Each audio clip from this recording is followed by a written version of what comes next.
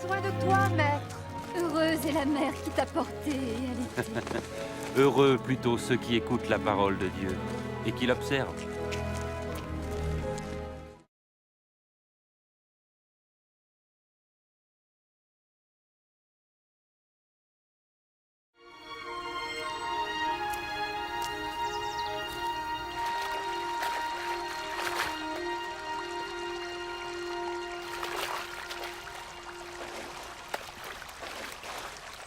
Apprends-nous à prier, comme Jean l'a appris à ses disciples.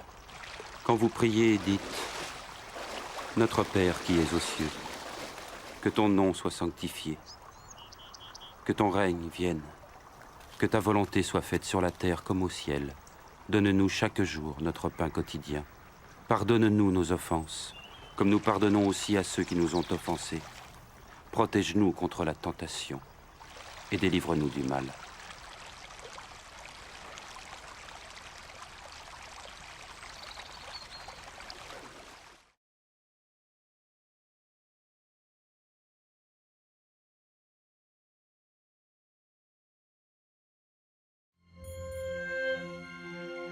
Dans les Saintes Écritures, Dieu déclare que le Messie viendrait pour être le sauveur du monde. La vie de Jésus prouve qu'il est bien celui dont les prophètes avaient parlé. Ésaïe a prophétisé que la Vierge deviendrait enceinte et qu'elle enfanterait un fils. Des siècles plus tard, la naissance de Jésus accomplissait cette prophétie.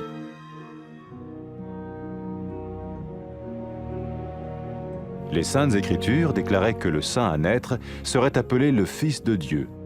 Cela signifiait que Jésus serait le Fils de Dieu au sens spirituel et non au sens physique. Nous le voyons par sa manière de vivre.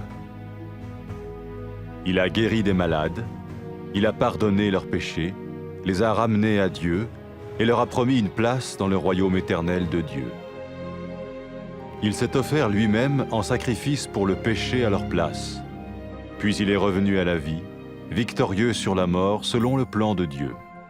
Jésus a dit « Personne ne me prend la vie, mais je la donne de ma propre volonté. » La vie de Jésus n'a pas seulement accompli les écrits des prophètes, mais elle a aussi confirmé la vérité de la sainte parole de Dieu. Les prophètes avaient écrit « Ta parole, ô mon Dieu, est parfaite, elle dure à toujours. »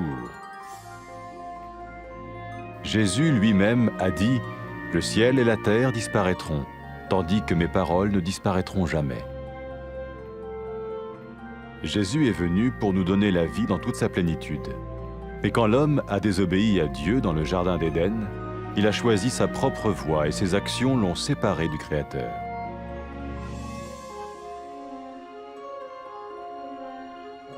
Les Saintes Écritures déclarent que tous ont péché et que le salaire que paye le péché, c'est la mort. Il s'agit de la mort spirituelle, éternelle séparation d'avec Dieu.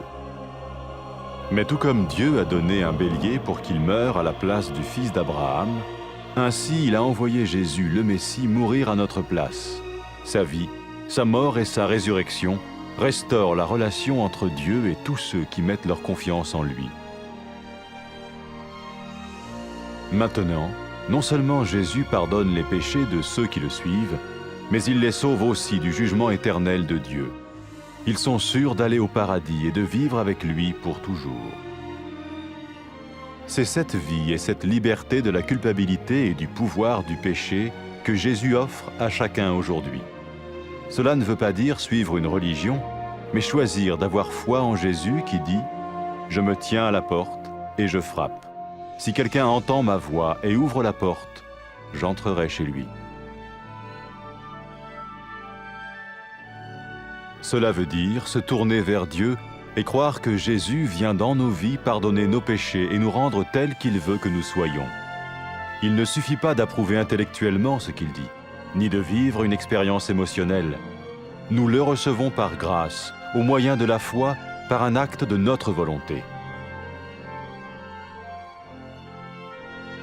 Lorsque quelqu'un est prêt à suivre Jésus le Messie, il peut lui parler par une simple prière. Peut-être êtes-vous prêt maintenant à ouvrir votre vie à Dieu. Si oui, vous pouvez vous joindre à la prière suivante, silencieusement. dans votre cœur. Seigneur Jésus, j'ai besoin de toi.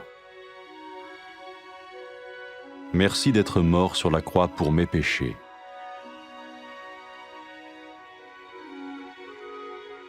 Je confesse mes péchés et je m'en repens.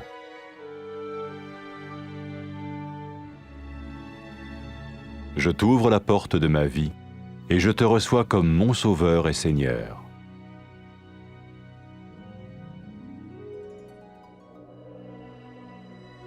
Merci de me pardonner mes péchés et de me donner la vie éternelle.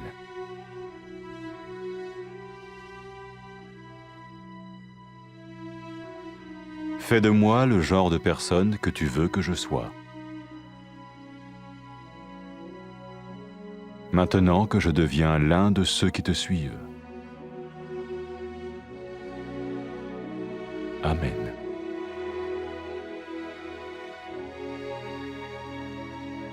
Jésus a dit à propos de ses disciples, « Mes brebis écoutent ma voix, je les connais et elles me suivent. » Pour expérimenter la vie en abondance promise par Jésus, ceux qui le suivent parlent à Dieu chaque jour dans la prière et lisent ou écoutent sa parole.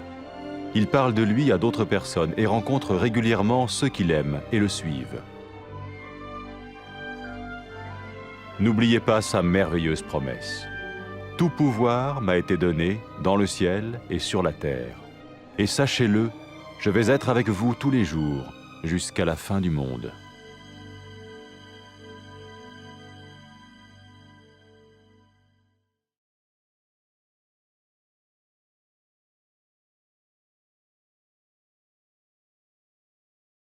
Need you now, Lord! How happy is the mother who bore you and nursed you! Rather, how happy are those who hear the word of God and obey it.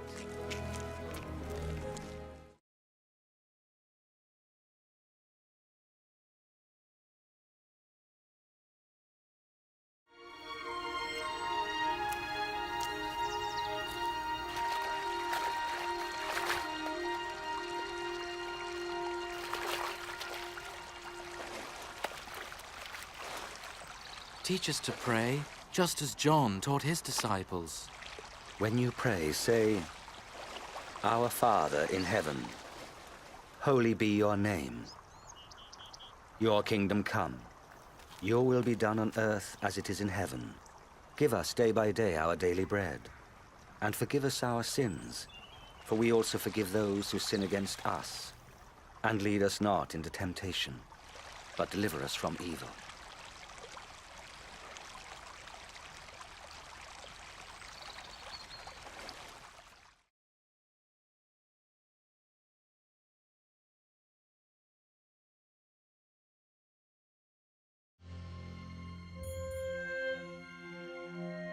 In the Holy Scriptures, God declared the Messiah would come to be the Savior of the world.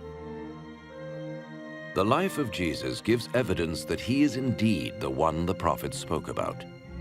Isaiah prophesied that the virgin will conceive a child and will give birth to a son. Centuries later, the birth of Jesus was the fulfillment of that prophecy. The Holy Scriptures declared that the Holy One to be born would be called the Son of God.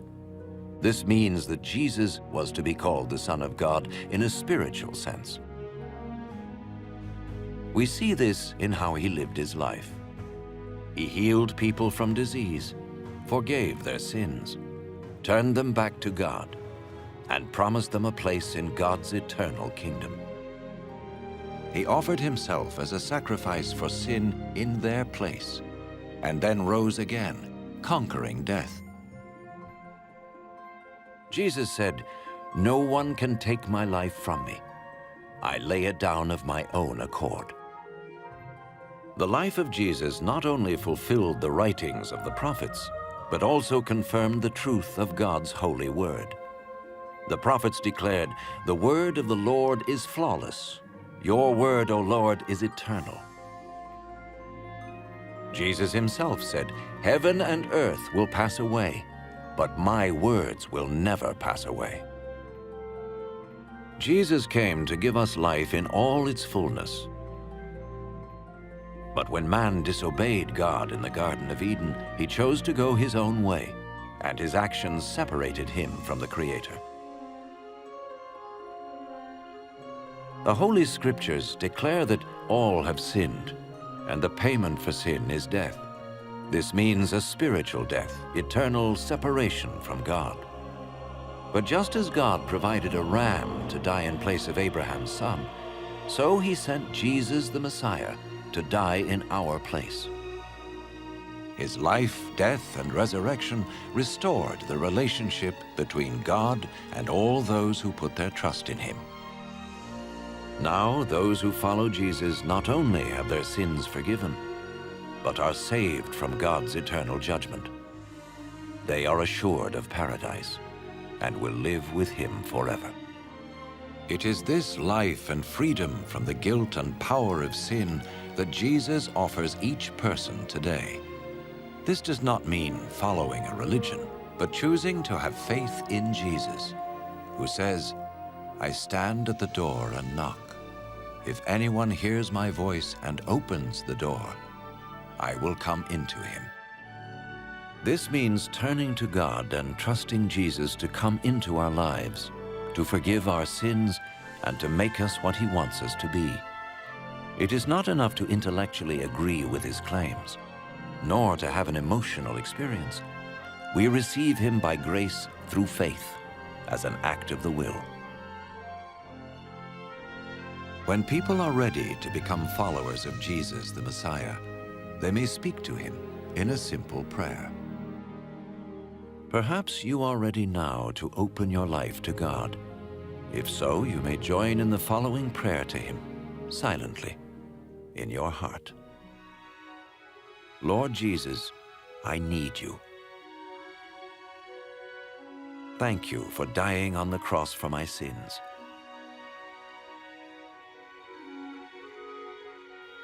I confess and repent of my sins.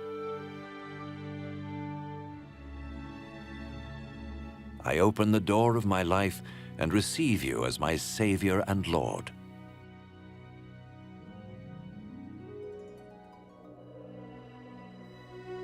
Thank you for forgiving my sins and giving me eternal life.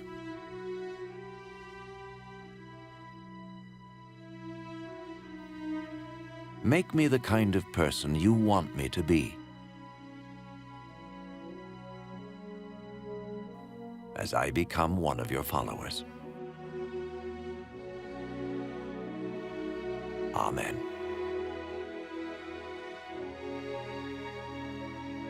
Jesus said about his followers, "My sheep recognize my voice. I know them, and they follow me." In order to experience the abundant life which Jesus promised, his followers talk to God each day in prayer and read or listen to his word. They tell others about him and meet regularly with those who love and follow him. Remember his wonderful promise. All power is given to me in heaven and in earth.